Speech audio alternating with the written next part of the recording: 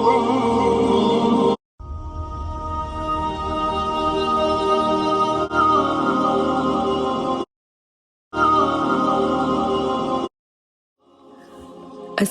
علیکم ورحمۃ اللہ وبرکاتہ۔ کیسی ہے میری یوٹیوب فیملی؟ امید کرتی ہوں کہ خیریت سے ہوگی۔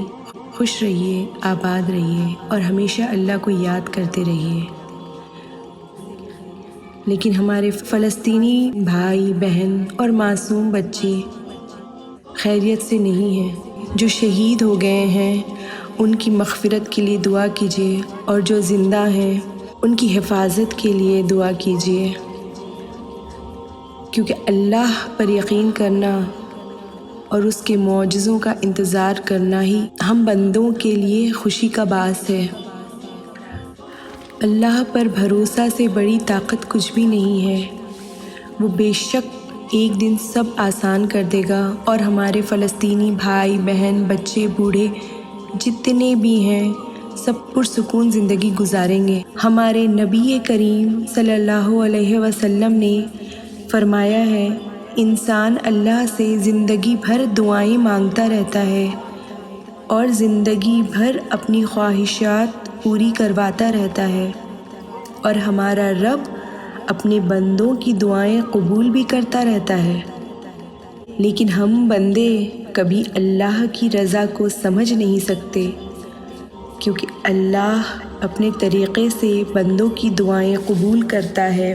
جب ہمارے پسند کی دعا قبول ہوتی ہے تو ہمیں لگتا ہے اللہ نے دعا قبول کیا۔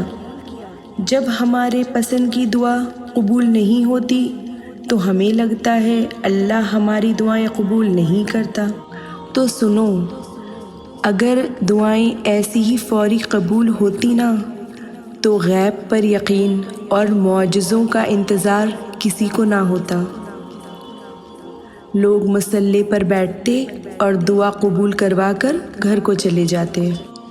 جب یعقوب علیہ السلام جو اللہ سے پوری زندگی دعائیں کرتے رہتے تھے، پھر بھی اپنے دونوں بیٹوں کو کھو دیا، لیکن انہوں نے کبھی یہ نہیں کہا کہ میں اللہ سے تھک گیا ہوں۔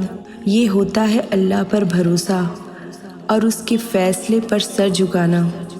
اللہ کو ناشکری پسند نہیں، اور یعقوب علیہ السلام صرف اللہ کے سامنے جھک کر روتے تھے، نہ کہ بندوں کے سامنے۔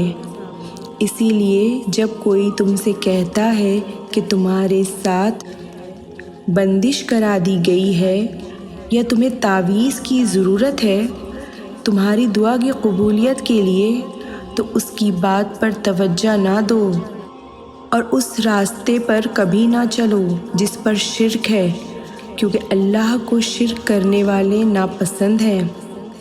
اس اللہ سے مانگو، اس سے منگوانے کے لیے کسی تعویذ کی ضرورت نہیں ہے۔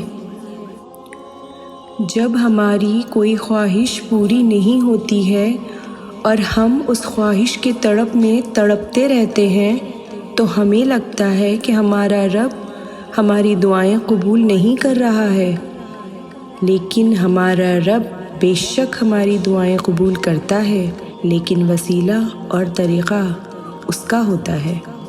توکل رکھو۔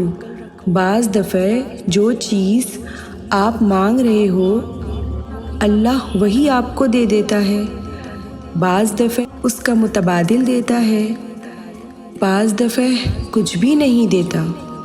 تو ہمیں ایسا لگتا ہے کہ اللہ نے دعا قبول نہیں کی۔ تو کیا جو تمہاری سانسیں چل رہی ہیں، کیا وہ اللہ کی مہربانی نہیں؟ شاید اس نے تمہاری دعا قبول نہ کر کے تمہیں زندگی کا تحفہ دیا ہے۔ تمہاری مصیبت کا ٹل جانا بھی دعا کی قبولیت ہی ہے۔ تو اس غیب پر ایمان رکھو اور اس کے فیصلوں پر یقین رکھو کہ وہ بہتر سے بہترین دینے والا ہے۔